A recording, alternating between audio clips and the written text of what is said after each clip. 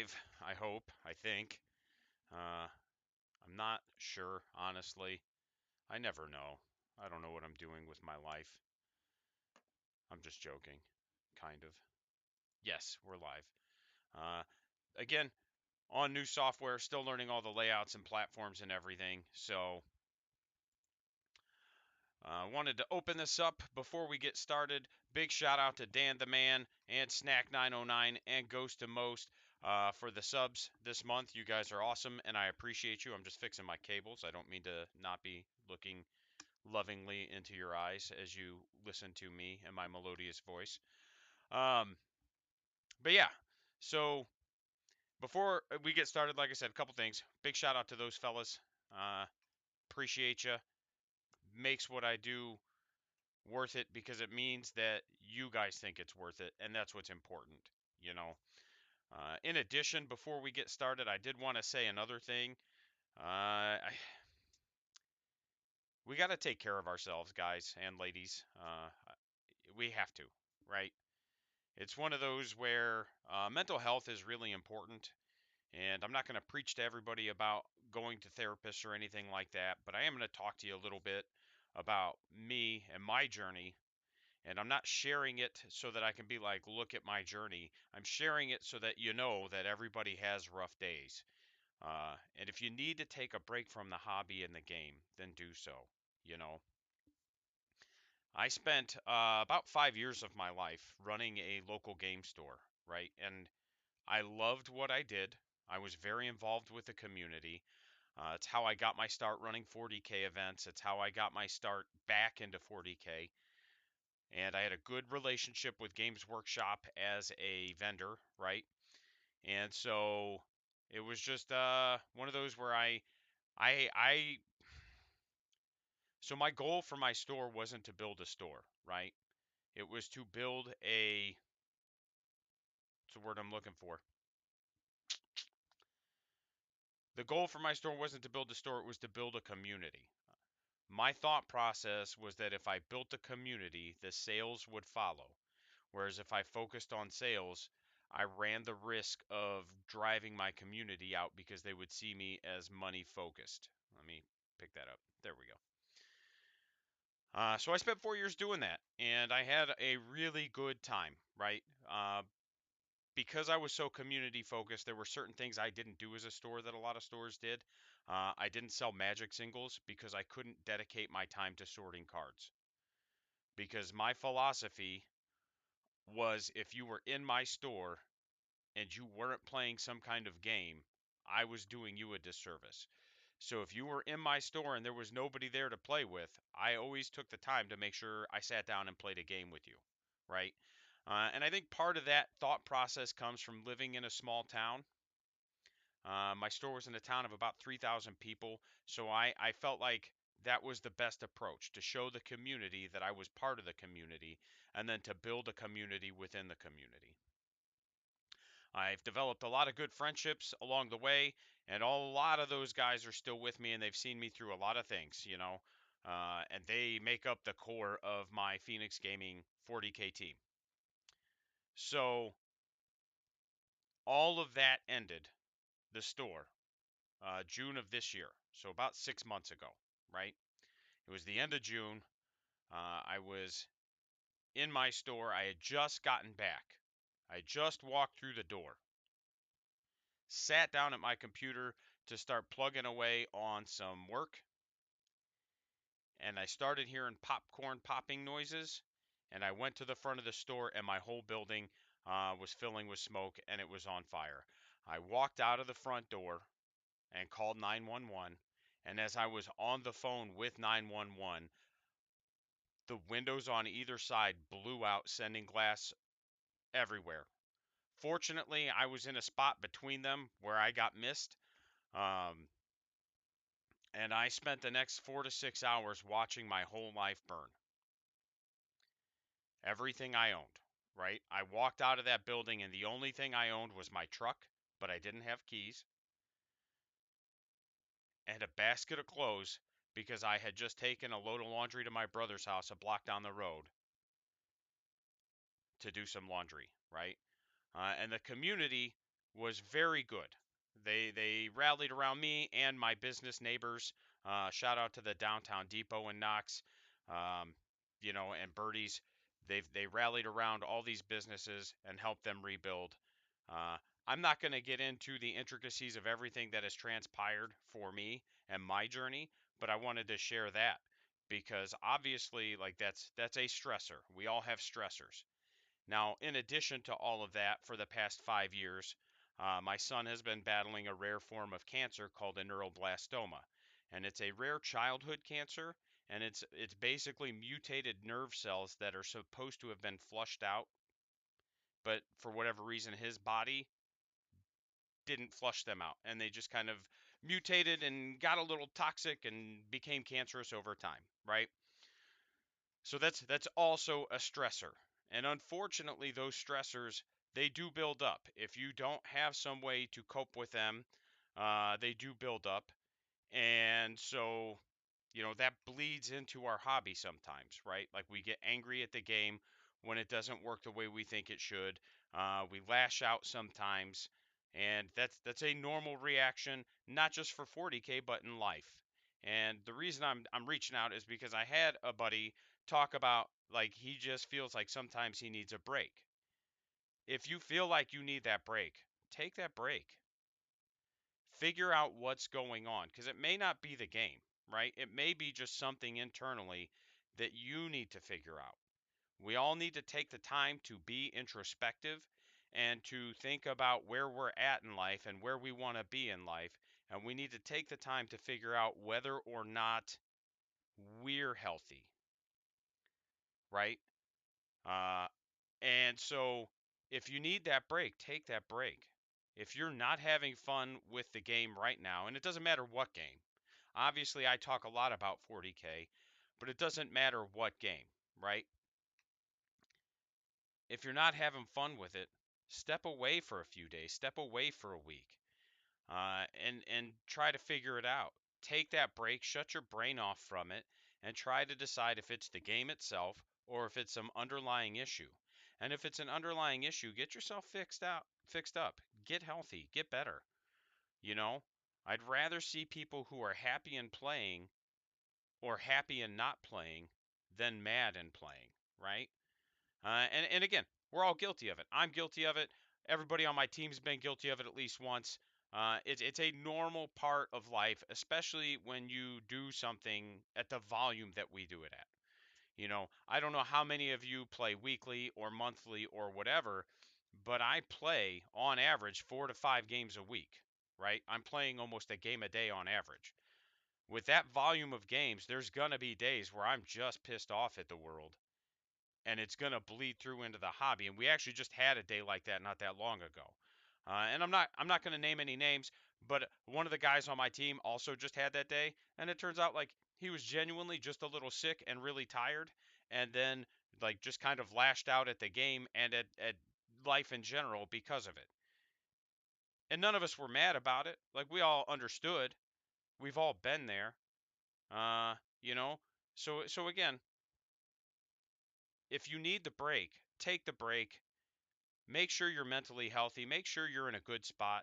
Not because I don't want to play against you or with you if you're not in a good spot, but because I want to see everybody in my community having fun, right? That's my goal.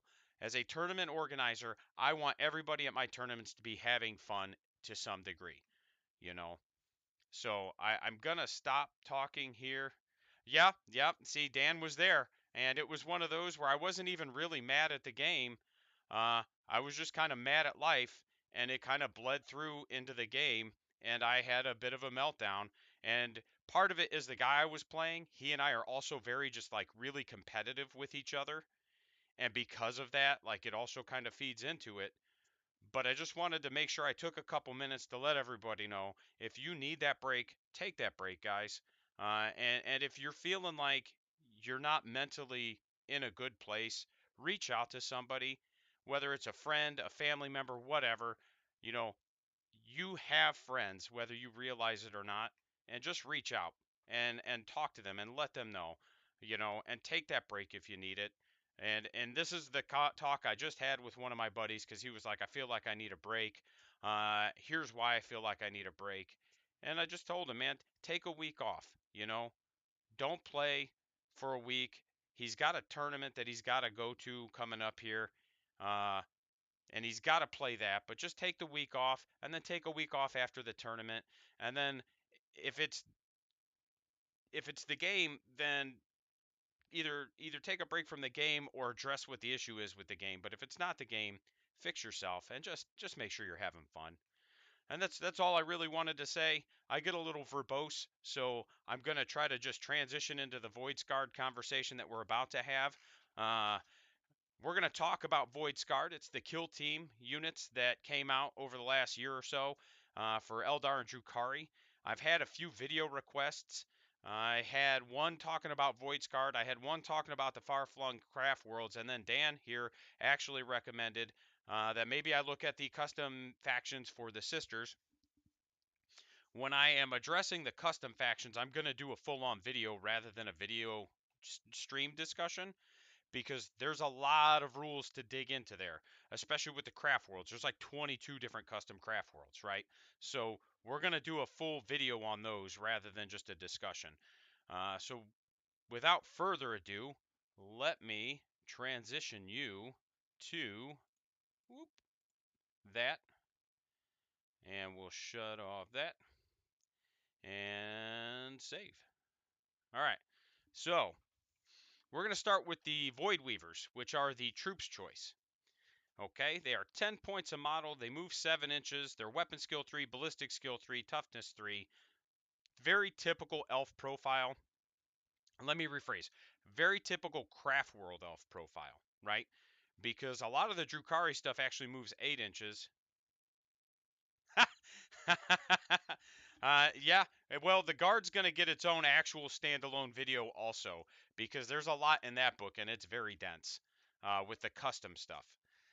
But very, very typical craft world profile because they've got the 28 mil bases. They move 7 inches, whereas a lot of Drukhari stuff actually moves 8 inches but has a worse save. They do get 2 attacks, 3 for the sergeant. Okay, and then every model is equipped with a pistol and an Eldari power sword and plasma grenades. So off rip, these guys have a pretty solid platform. They're 10 points a model, and they get a power sword, which is actually really good, right? It's +1, -3, 1 damage. It's a very standard power sword. But 2 attacks at strength 4, -3, 1 damage is pretty good. But let's look at their options because this is where they get kind of interesting. I like this unit a lot. I don't know if I would ever run them competitively, but that's because of what I play, right? I play Yanari if I play Craft Worlds and I play Drukhari. I don't know that they have a lot of place in those armies, right? All of the Corsair Voidweaver models can replace their shuriken pistol and sword with a shuriken rifle. And then the shuriken rifle, right, is right here. And it's a rapid fire 1, strength 4, -1, 1 damage gun. So it's a very standard kind of gun, right? And then the Felark, which is the sergeant, can get a Neuro Disruptor or a Shuriken rifle. And that just replaces his pistol, so he'll still keep his sword. The Neuro Disruptor is a pistol, strength 6, -3, 1 damage. But if it just hits, it does a mortal wound and the attack sequence ends, unless it's a vehicle. So it's kind of like I think it's the same as the Harlequin's pistol. I could be wrong, but you just roll a hit roll, and if it hits, you do a mortal and you move on with your life. I don't know if it's worth 5 points, but we're not there yet anyway. Uh, Every 5 models in the unit, you can replace their standard loadout with a Corsair Blaster or a Corsair Shredder. The Corsair Shredder is just a Shredder, okay? So if you know Drukhari, you know it's a Shredder. It's Assault D6, Strength 6, -1, 1 damage. They're very good guns. They're not amazing, but they're very good. I run them on my Scourges when I need good anti-infantry shooting. And then what you got? What else did it take? Corsair Blaster. And it's just a blaster. So again, if you know Drukhari, it's just a blaster. So you're going to find that most of these guns are just fancy names for existing guns, right? If it contains 10 or more models, you can replace it with a shuriken cannon or a wraith cannon. And again, shuriken cannon, very standard gun. And then the wraith cannon is a melta with an 18-inch range and strength 10. You know, it's right here. It's very good. It's very much like the support platform, the D cannon. It's a lot like that, except it doesn't ignore line of sight. Wound rolls of 6 to immortal in addition to blah blah blah blah blah. So they've got some decent options. They're not bad. I don't know, again, that they're worth the points upgrade that you spend on them. They do have Reavers of the Void. Each time a model in this unit makes an attack, an unmodified hit roll of 6 automatically wounds the target, and it's treated as an unmodified wound roll of 6. So Hail of Doom, the custom Craft World, Far-Flung Craft World, is just baked into their rules, but it's not limited to shuriken weapons. So, like, if you play a Wraith Cannon and you happen to get that hit roll of 6, it's automatically a wound roll of 6. So your opponent's automatically taking a mortal wound, in addition to, if they fail their save, the D3 plus 3. So, not bad, but for a single shot, you're probably not doing a ton. If it is battle forged, it cannot be used as a compulsory selection in the detachment. So what that means is, again, because I play Drukhari, I can put them in any of my patrols if I'm running triple patrols, right? I can have a patrol of Kabalites, I can have a patrol of Homunculus, and I have a patrol of Witches. So what that's going to mean is I can put these guys in any of those patrols, but I'll still need the patrol selection of Rax, Witches, or Kabalites. They don't take the mandatory slot, but you can put them in there as a troop selection, which means it will also get OPSEC.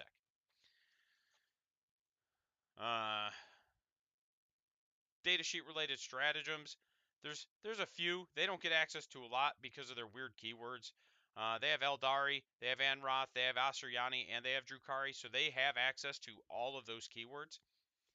The plus to that means you can bring them in any of those armies, and they have special rules where they don't break your detachments because they have like all the mandatory rules for that. And then in addition to that, right, they can use any stratagems that just use those keywords. So again, like this one is 4 Drukhari units. They can fall back and shoot for 1 CP, fall back and shoot and charge for 2 CP, blah blah blah blah blah. So any of the Asuryani stratagems that only tag Asuryani would also be relevant for them. Not sure why we only see the Drukhari ones here. It could be because of the way I got to this. I got here by way of the Drukhari website portion, I should say. But yeah, any Asuryani triggered strats would also work if you're running them in a Craft World detachment, not a Drukhari one. So that's it. That's what they get, right? There's not a lot to them. Are they worth it? So yes and no, right? It's kind of a double-edged question here, and we're talking about this because again, I had somebody request it in comment section of the YouTube video I did on the Tantalus. At 10 points a model, they're going to be 2 points more than a Kabalite, 2 points more than a Rack, and 3 points more than a Witch. So now we have to decide if it's worth it to replace or use in addition to, right? They don't get power from Pain and Drukhari. They don't get your Strands of Fate dice in Craft Worlds. So they don't get any of your army bonuses, and that's another thing to keep in mind. So are they worth it? And again, the answer is kind of double-edged. It's yes and no. You could find a use for them. But it's going to be very loadout specific, right? They're not cheap enough to take them in a small 5-man unit to leave on a backfield objective, or they can't even do it. It's a 10-man unit, I believe. Nope, it's 5. Minimum is 5. So you can't even take them in a 5-man unit and justify throwing them on a backfield objective because 5 witches is cheaper, 5 racks is cheaper, and 5 Kabalites is cheaper. So where I think they have play is if you put them in a transport, okay?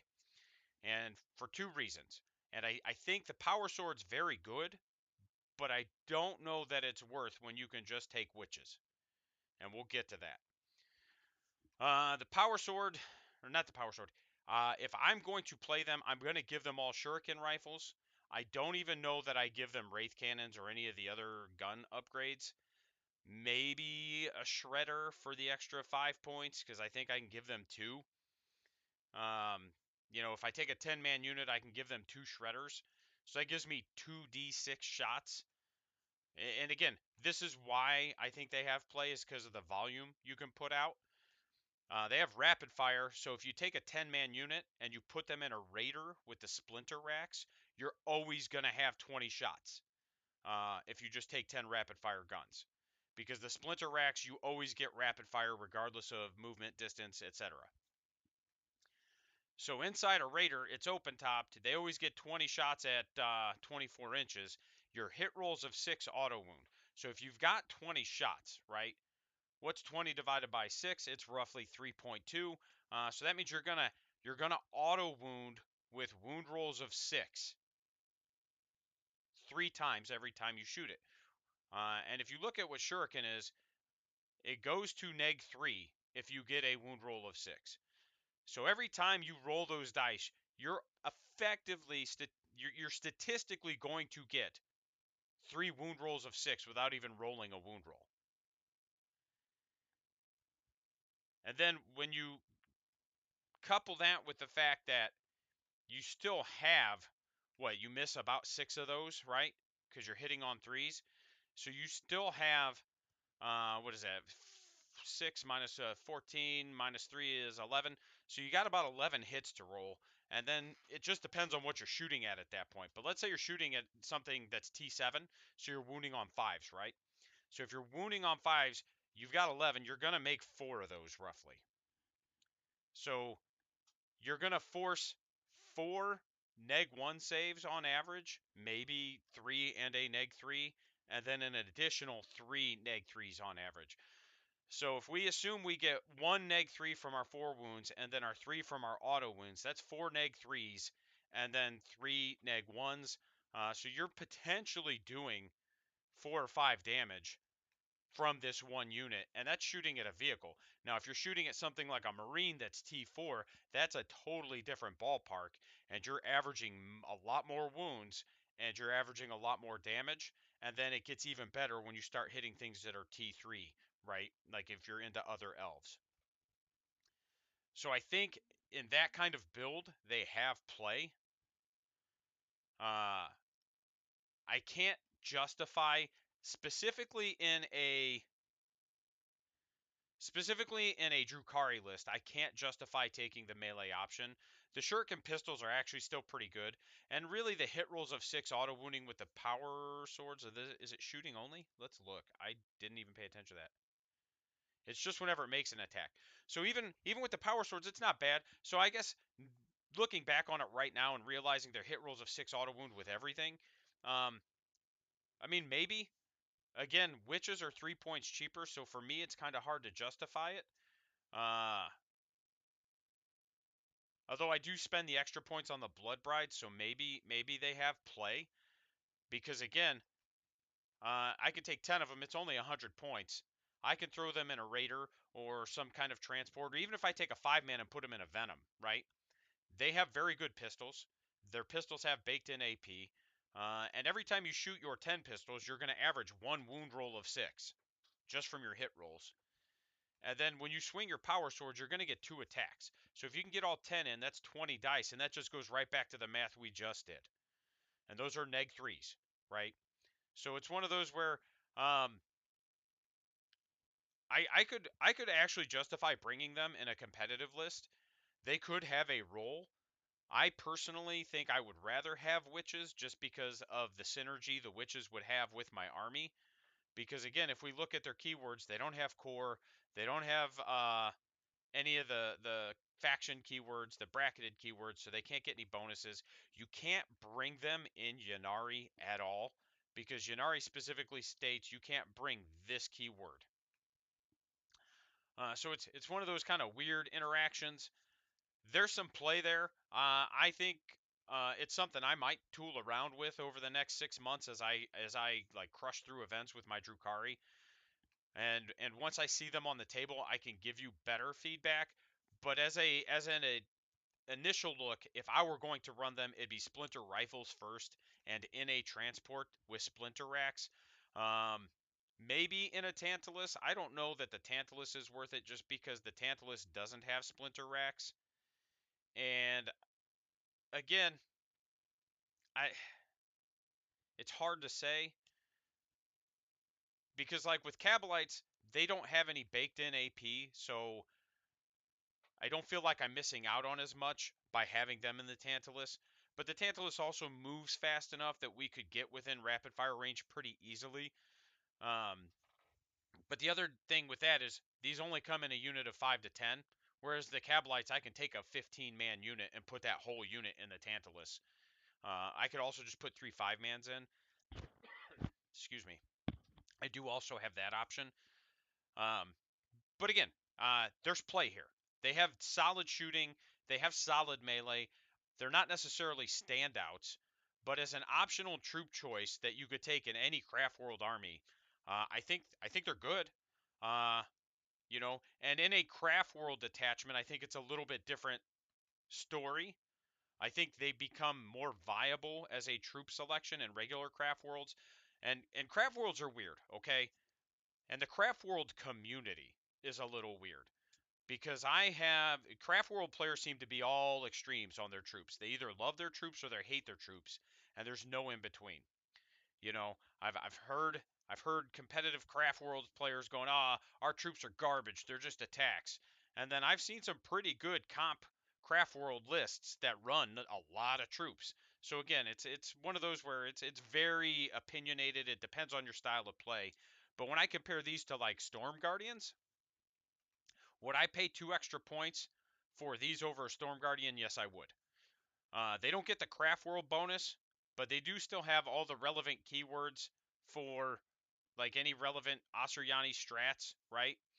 Um, and they have a baked in, or they have a 4-up save, which is the same, but they have one better leadership, which is important because Storm Guardians are leadership 7. So if you lose 2, that's a failable leadership, right? In addition to that, they're they're all power swords.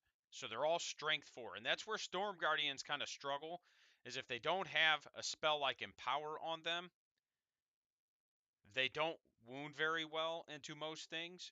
But once you can hit them with Empower or Guide and Doom, like they require a little bit more rules layering in order to get them to be effective. Whereas these can't even layer with the rules because they don't have the core keyword. So they don't get interactions with Guide. They don't get interactions with Doom. They don't get interactions with Empower. So it's one of those where because they don't have those interactions, it's a lot easier to justify just slamming them into something without having to worry. And again, they're not bad. And I think you could make a stronger case for bringing them in a Craft Worlds unit than you could in a Drukhari unit. Simply because, again, like Drukhari need that advance in charge. Drukhari need that 6-up invuln. And this thing, they won't get it, right? And they won't get it. But then in the Craft Worlds, you won't have the invuln. You won't have advance in charge. So you don't have to worry about missing out on that. And they have effectively a Craft World baked in with their Reavers of the Void rule. So they can still stand on their own if they slap into something. So my opinion on the voidscarred, solid unit. I'm going to probably play around with them and see what I can come up with now that I've dug into them a little bit. My initial reaction, make them shooty, put them in a transport, and just have a mobile shuriken platform. It's very good. Hail of Doom got nerfed because it's very good, right? And they just have baked in Hail of Doom. Now let's look at the Void Scarred. These are the elite selection. So these are a lot more interesting to me, and I want to tinker around with them, but I haven't spent much time looking at them. Again, effectively the same data sheet. And then I believe it's basically the same loadout. Yep. But you can, so the Shade Runner is 20 points, right? So he gets a little spicy. He's 8 extra points. But he gets paired Hekatari blades, which are, God, strength user neg 3/1 damage. Why would I take that? Give me a second. That doesn't, oh, does he have more? He gets 4 attacks. Okay. And then he gets paired Hekatari blades over the power sword. I can't, I don't know if I could justify taking him. One additional attack, but he's strength 3 instead of strength 4, right? I don't know that that's worth. It's interesting that the paired Hekatari blades don't do anything but give you neg 3 AP. It's kind of weird. The Soul Weaver, right, gets Channeler Stones, which is probably just what makes him. Once per turn, the first time a saving throw is failed for this bearer's unit, damage characteristic of that attack is 0. That's actually super good, and it's once per turn. Um, Again, that's one of those rules that's come out since January. Well, it's probably existed since before January, but has become more prevalent in codexes within the last year with Zinch. I think Tau have something to do it. Obviously, Craft Worlds have something to do it, and gosh, I would bet Demons do. I don't know. Oh, I bet they do because they've got Zinch units, but I don't know. Don't hold me to that. So again, like codexes that have come out in the last year, a lot of those have a lot easier access to that to help keep their models on the table. So it doesn't surprise me that this exists, and that's actually really good. And that dude is 20 points. To me, that's worth 20 points to basically ignore a failed save once per turn. Totally worth. And then the Wayseeker gets a Witch Staff, Plasma Grenades, and then the Witch Staff is just a bonking stick, Strength User, neg 1, D3. So it's like a Singing Spear or the Witch Blades, right? So it's a solid weapon. Strength User, neg 1, D3 damage is pretty good, but he's also a wizard, right? Who gets the foul shoe? Anyway. Boo, boo, boo, boo. Again, very standard options. I'm not necessarily interested in the options. I'm curious to see who gets this long rifle.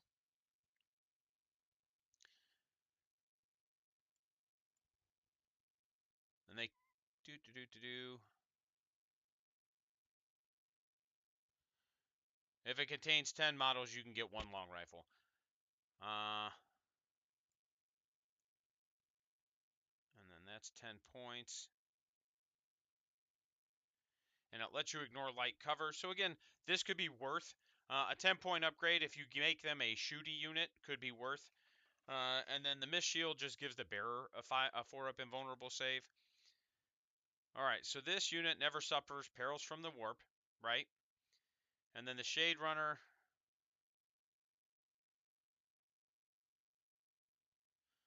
just lets you do mortals on a charge. That's okay. Again, I don't know that that's worth the upgrade in points. I'd probably just stick with the Power Sword. Reavers of the Void. Each time a model in this unit makes an attack, an unmodified hit roll of 6. So same rule. Their hits of 6, auto wound as wounds of 6. And then they don't count as a compulsory selection, which as an elite slot doesn't matter as much. And then the unit gains the Psyker keyword and can attempt to manifest one Psyker power in your Psychic phase. It knows Smite and one Psychic power from the Runes of Fate discipline or the Runes of Fortune discipline.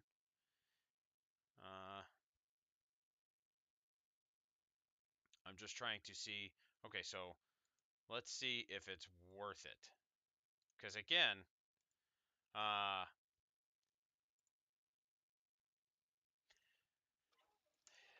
This is a unit that you probably don't take the wizard unless you're taking Craft World. You could put them in Drukhari simply to have a deny on the table and to throw a smite, and that's not terrible. But I don't know that it's, again, going to be worth the elite slot and the points. You can get Guide, but again, only affects Drukhari, or not Drukhari, Craft World, right? And Doom only affects Craft World. Fortune only affects Craft World, so not worth. You could give them Executioner, and that could be worth, right? Because that's an extra smite, and if it kills a model, you do an extra bit of damage, if I remember right. Yep, you do a D3 Mortals, and if any enemy models are destroyed, you do an additional D3, and if it was 10 or more, it has a 24-inch range. And you can't snipe characters with it. That's the main thing, right? And then Will of Asrion. So if I were gonna take them, I'd probably put Executioner on them if I had to pick from this tree. And then Runes of Fortune. Okay, I think this is their specific. So no, it's not. Okay, so Fateful Divergence. If it goes off, you get a command point. Also worth considering. Uh, Especially with Drukhari, they don't have a lot of interactions to get them command points. Craft Worlds, you have a couple ways to get them, but still not a bad thing to take. Witch Strike is effectively just like a smite, if I remember right. Has a warp charge value of 5. Select one model in this. Yeah.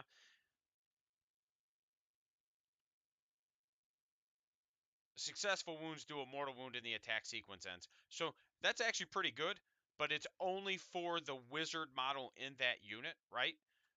So if you cast it, it's only for your bonkin stick. So you sacrifice doing a potential D3 damage to just do a mortal wound. That's a trade-off. It's going to be largely dependent on what you are smacking it with. Ghost Walk, you're not going to get to use unless you take Craft Worlds. And then Crushing Orb. Select one enemy unit within 18. Roll 3d6, adding 2 if it's a vehicle or monster, or it contains 6 or more wounds. For each 4 up, it takes a mortal wound. Uh, so that's actually also pretty solid. Anything that you can just like throw damage on units is going to be solid, and they can't perils. Um, I think I would probably still take. Man, that's a tough call.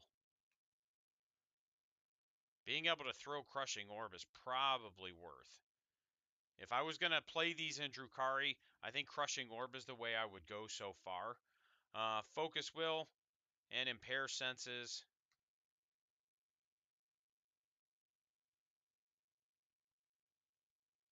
Yeah. So I think if I run them in Drukhari, right, we either take Crushing Orb or Fateful Divergence. They are. You can take a unit of 5, that's 60 points, and then the Wayseeker is 25, so for 85 points. But how many do you have to have before you can take the Wayseeker?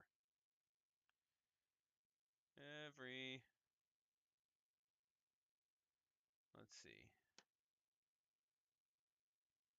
I just want to see if it's like, hey, you need to have 10 to get this. It doesn't look like it. So for 85 points, you can get a pretty solid unit that can throw a smite and or another spell. I probably take the gain a command point because I have access to smite. And again, 85 points, I can throw them on a back objective and just farm command points the whole game. That's actually a really good use for them.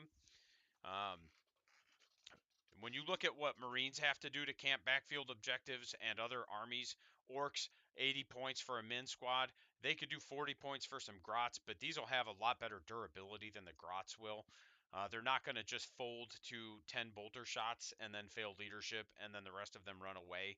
So, again, if I were going to play these, I would probably consider if I were playing them in Drukhari, I would probably take the gain a command point spell was, I think, Fateful Divergence. I'm probably taking that. and then I'm probably just throwing them on a backfield objective and just trying to roll a 6 every turn in order to gain a command point. And then if somebody deep strikes into them and tries to charge them, cool, whatever. I might overwatch. I'd probably still give them the rifles at that point, because if I do end up overwatching, all my hits will auto wound. And then again, they're probably not killing that unit. Like if you give them power swords, maybe, because they are 3 attacks each, but they have to live through the charge, or you have to have the CP to interrupt and then justify the interrupt. So there's a lot of what ifs in there that make it a little tougher for me. I'd rather throw 10 dice, or even if I took a 10 man, like 20 dice and fish for 6s, than let you charge and then hope that I kill you with power swords. If I were going to play them a bit more offensively, I don't think I give them the rifles. I think I give them the power swords. The extra attack will help them a lot. And again, strength 4 is very good.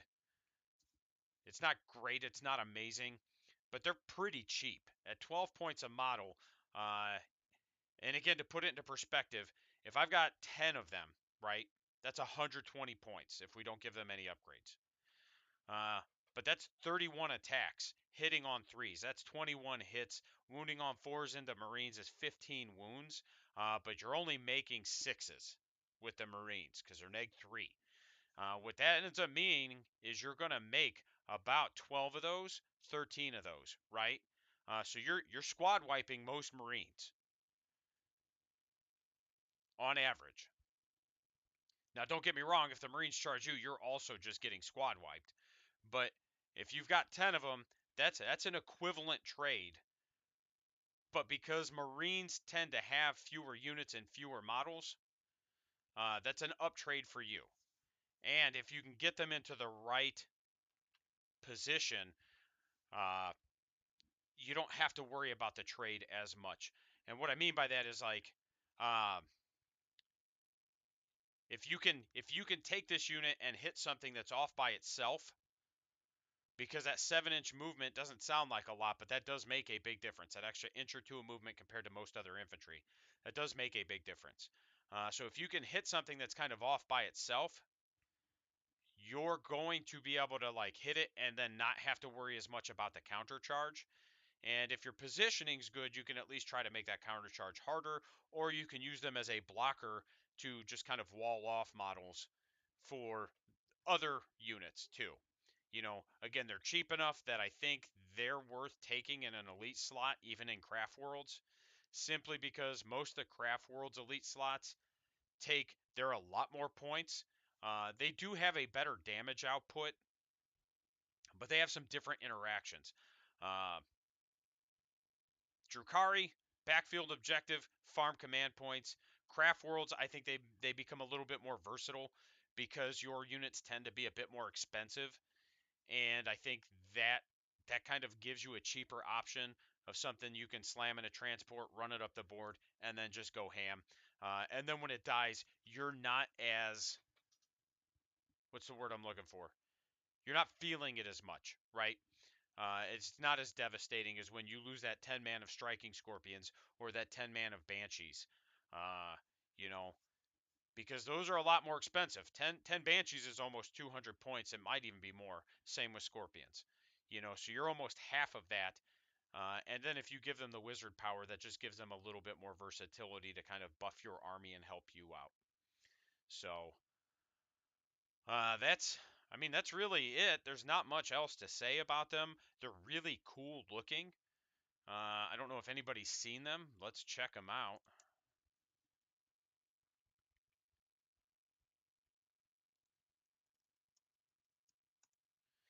And I believe it's just one box and you build whatever units you want out of it, right?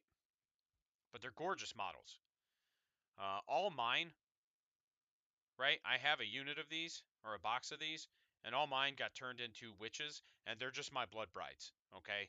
So, like, they are just my blood brides. So they have different aesthetics, and they're real cool. I just enjoy them a lot. So they have like these heads on them. Some of them have witch heads. None of them have this.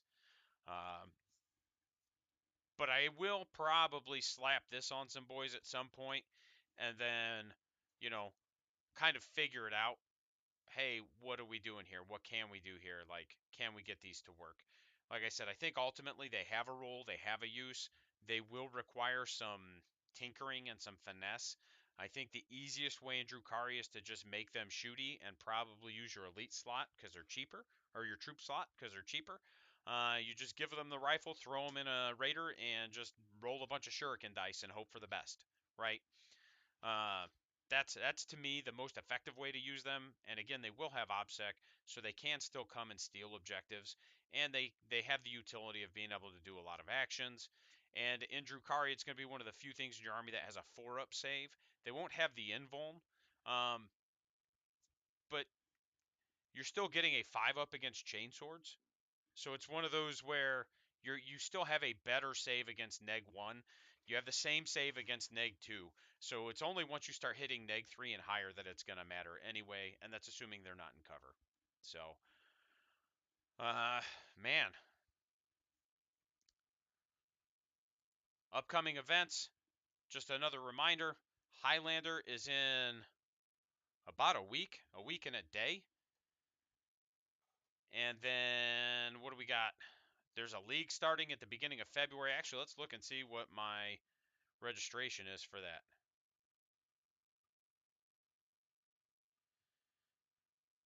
Do. Dooby doo. Dooby dooby dooby doo. That's not the right app. Boop. I'm hopeful that this is like 12 right now, but we still got about 2 weeks for registration. I think we'll see a little bit more. I bet we end up with about 20, which is good. 12 is fine too. I'm super happy with that because this is the first league I've run, and it'll take me a little bit to iron it out and kind of figure out what we're doing here. Highlander, we're filled 22 players. Do we have any drops? I don't think we have any. We have one drop. Interesting. I'm going to have to message him. I will do that now while I'm thinking about it.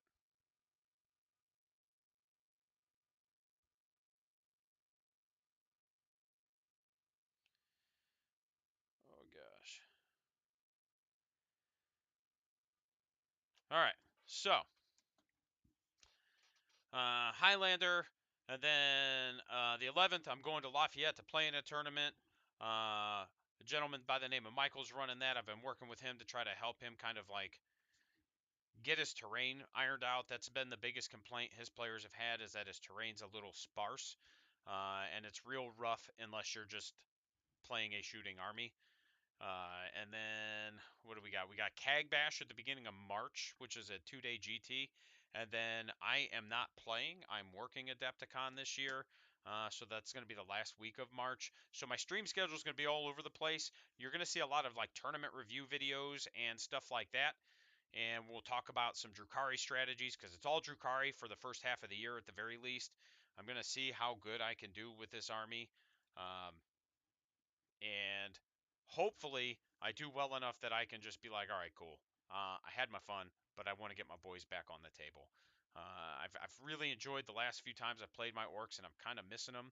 But I'm starting to really get into Drukari and the groove. And to be honest, like I just like playing this silly game. So it's the army's a lot less important to me than just having fun and playing. I've also got some AdMech I've been building, so it'll be cool to get them on the table as well. I am indeed. So when I work an event, uh, it's a brutal work schedule. All right. Um, I don't get paid a lot, but after like all the overtime and stuff, in about a week, I make about $1,200 to $1,300, right, for 7 days worth of work. Just to kind of let you know, it's a lot of hours in that 1 week. Because usually what will happen is like if the event starts on a Wednesday, I get there on Tuesday to help set up, and then Wednesday, I get to set up my event because like with me running Kill Team, typically my events are like Friday, Saturday, Sunday, or like Thursday, Friday, Saturday, or whatever.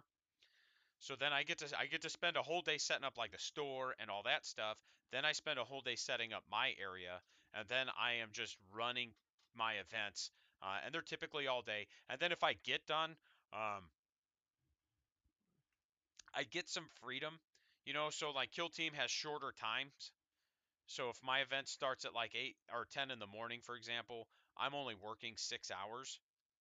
But then, like, there's a good chance if we have a Games Workshop official 40k event, there's a good chance that I'm going to get tasked out to go judge 40k because I know that game really well also.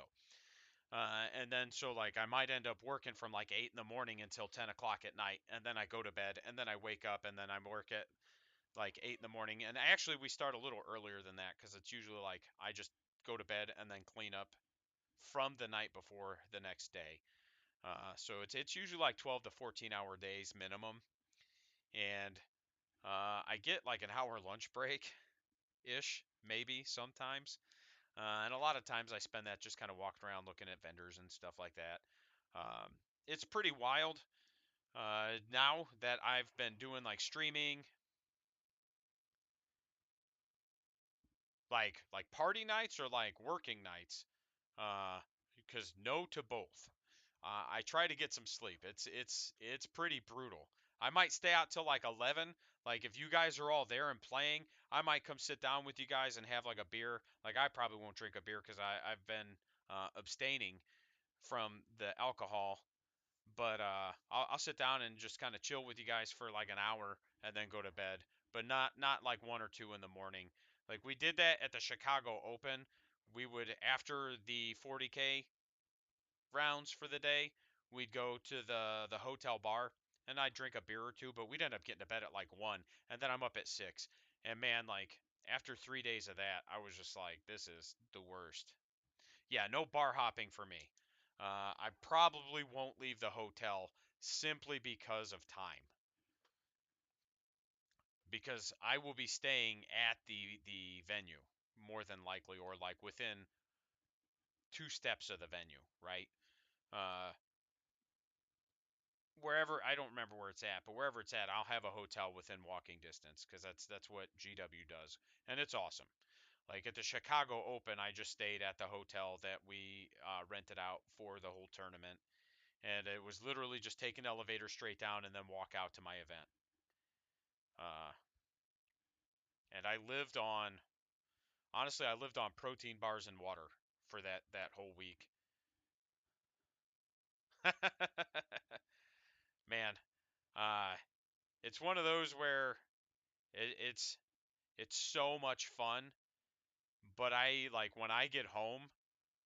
So if I get home on a Monday, I'm in bed by 7 or 8 that night, and I usually sleep until 7 or 8 in the morning, and I have to take like a full 24 to 48 hours where I don't go to the gym or anything because it's just that demanding and taxing.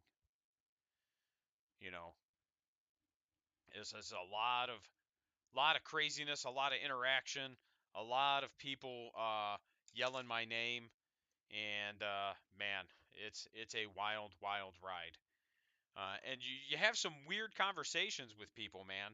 Like when people see your Games Workshop shirt, they will just say a lot of stuff to you, right? And I'm not going to get into it because, again, I'm not going to try to sit here and make fun of people or not make fun of people like at an official Games Workshop event.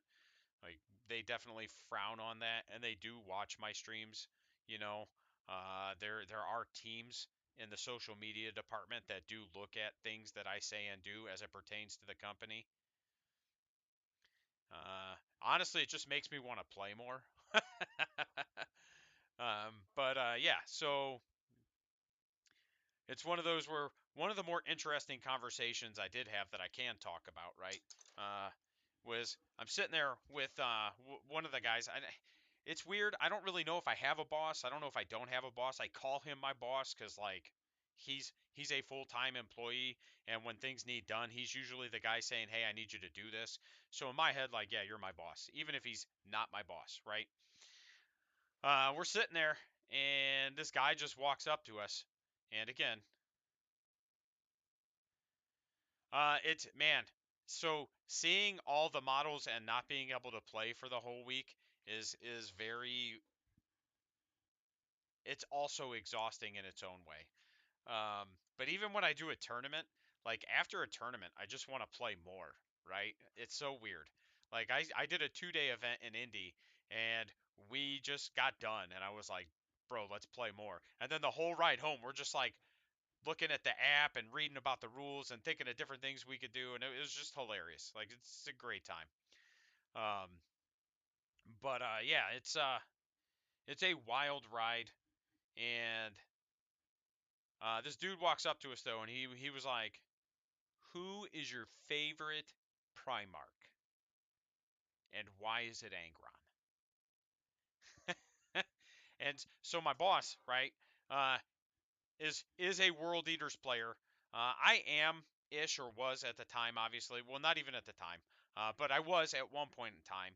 But I always just like identify as an orc player first. Like that's just the army I really love. Uh, and it just so happens that whenever I play another army, I just find a way to make orcs out of it, right? Like I'm playing Drukhari right now, and the shooting portion of my list has sixes explode because orcs don't have that anymore, and it's bullshit, and it makes me mad. So I just find other armies that do it, and I make it work for them. So it's one of those where, so he's just like, who's your favorite Primarch, and why is it Angron? And I was like, it's actually Gaskell, buddy. It's my favorite Primarch. And both of them looked at me like I had just shit in their Cheerios, right? And it was such a funny interaction. And my boss was just like, orc players are the absolute worst.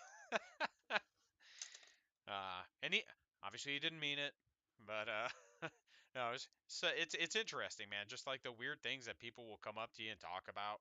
They're just like, oh, Games Workshop shirt. Hey, man, I used to play this game 30 years ago. Too bad it sucks now. And I'm just like, yeah, I guess. I like it. Like, I'm sorry. How come you don't do this anymore? I don't know. I'm just a judge, buddy. I'm just a judge. But no, like I said, I love running the events. I love it a lot. I love running my events, not just the Games Workshop events. I love running my events. I love that I've been able to, in a small town in Indiana, build up such a community that we have been able to just grow and grow and grow and grow. Like, I love that generally speaking, we have a very positive community with a very good atmosphere, and a lot of the players are just having fun. Even the competitive players are generally just having fun, and I absolutely love that. Um, it is why we get some of those guys from Indy, and whether you like them or not, I've gotten some mixed feedback about some of these indie players, right? Whether you like them or not, they are used to playing with people who will rules lawyer you and argue with you about every single rule, which is why they interact the way that they do. They aren't used to the get a judge, don't argue about rules, just get a judge and solve the problem. Which is who's always been my try, like my attempt. Like that's my attempt. I don't want you guys to argue over rules. I want you to get a judge. If you get to a part where you're like, hey, can I see that rule? And they show it to you and you can't work it out, just get a judge. It doesn't matter if the judge is right or wrong. You just get the judge. You move on with your life. Because if we start arguing about rules, that's when we stop having fun, right? Unless you're some people. Some people like that aspect of the game, and that's fine. But generally speaking, if the game grinds to a halt because we are arguing about rules and we can't figure out rules, then clearly, like, that's an issue. We need to move forward and we need to keep the game moving. And that's not how the events were being run in Indy, and that's not me talking bad about the TOs down there because they are phenomenal. I know them all. Chris Duncan is a wonderful tournament organizer, and he stopped running tournaments because of having to deal with some of the players in that community. Uh, Mike Neese is an excellent tournament organizer, and he stopped running tournaments for the same reason. And then a gentleman by the name of Nick stopped running tournaments for the same reason. And that's why you're seeing some of those players come up for my events, because while they're not used to my style of running a tournament, they appreciate the atmosphere of my tournaments. So it's one of those where I love running the events. I love watching everybody have fun, and we are going to be transitioning to a period where I have more judges on hand, so that I can make sure there's always judges available, and I can make sure everybody's games run smoothly. The last tournament I ran, obviously, Dan, we ran into a few issues. I'm not going to get into them on a public platform, but we did run into a few issues. I did address them. We did move forward, hopefully. Uh, but that was one of the times where I was like, okay, I now need to make sure I'm having judges who are only there for judging, and they're always on hand, and I need to probably have probably one for every 5 tables is my goal. If I can have 10 tables, I need to have 2 judges, right? If I have 15 tables, I need to have 3 judges. It may not work out that way, but I think that's going to be my goal. And as it continues to grow, I'm going to try to get a 2-day event in this year as a TO. We will see how that goes. I need to talk to Brandon about using his store because it will require him to shut down completely for 2 days. And I don't know how he's going to feel about that. And we're going to have to hash out prize support. Um, not that we have to shut down completely, but all his table space is going to get used. Let me rephrase that. He'll still be able to run his store and process transactions, but we're going to be squeezing out the Dungeons and Dragons community and the Pathfinder community and the Battletech community and everything else. And if we can squeeze them out for a couple of days, but we get to have a 2-day event and Brandon gets to make some money and I get to watch people have fun, like that's a win for me, right? And it's only 2 days. So I do need to reach out to Brandon so we can start scheduling that. That's probably going to be later in the year, like the October, November timeframe is what I'm looking at. And yeah, uh, it's going to be a blast. I have rambled a lot today, which is okay, I guess. Um, but I am going to be getting ready for a day of 40K. My goal is 4 games today. I got 2 in yesterday. Uh, Smacked into back-to-back Craft Worlds armies and did really well. Uh, Actually, before we go, we'll talk about this briefly. It's weird. It's real weird. I've been playing Drukhari. I've played, I think, 22 games. Yep. I don't know if we can see that. 22 games, right? I have a 66% go first win rate and a 33% go second win rate. And I think that is a function of the army, much more so than my playstyle. Simply because, like, if I look at my orc stats, right? Let's look at those. And I've played a lot less games with the orcs right now. But if we look at that, no, I'm just an idiot. I have a 62% go first win rate, but I have a 100% go second win rate. So again, I think it's more a function of the army and me trying to figure it out and work it out. But I do feel like Drukhari is one of those armies where if you don't go first, you're at a severe disadvantage, simply because you need that first turn to position for turn 2 and 3, right? But if you're playing against an army, and especially because, like, if the army's got speed, like orcs can get up the board a little bit faster than you think. Uh, what else? Tau can get up the board a little bit faster than you think. And then what else? There was something else. But basically, if it can get up the board at a higher clip than like the average Marine, it becomes a different game. Going second becomes a much different game because now I have to really reposition, right? But if I go first, I am setting the tone for the game, and I get to dictate where I go. Whereas if you go first, especially with Drukari, where you're playing a trading game very much, it's a lot harder. And I'll get it figured out, like slowly. I think my current iteration of my list is going to kind of help mitigate some of that already, because my first early lists were very melee centric. I don't enjoy Kabalites a ton, but I think I've gotten some Kabalite concepts down where they're working. And we're going to be testing them out today. I played 2 games yesterday, but I went first both games, and I think today, if my opponent will, I'm just going to volunteer to go second. Uh, but I'll leave it up to them. If they want to roll for it, I'll roll for it. But I'd like to go second because of that go second win rate and see if I can get that worked out. So, all right, I'm going to leave everybody to their wonderful Friday. I am going to pack up and get some stuff ready and head out here pretty soon. And we will be back on Monday. I don't know what we're going to talk about yet. We may dive into some of the guard stuff finally. I do kind of want to do a whole video. I don't know what I'm doing with my hands. It doesn't matter. Uh, but I may do a whole video, and I may just do a stream conversation where we kind of go through it. And then, like I said, like I'm going to be doing a Craft Worlds and a Sisters video coming up. But I'll see everybody Monday, and then we'll have stream.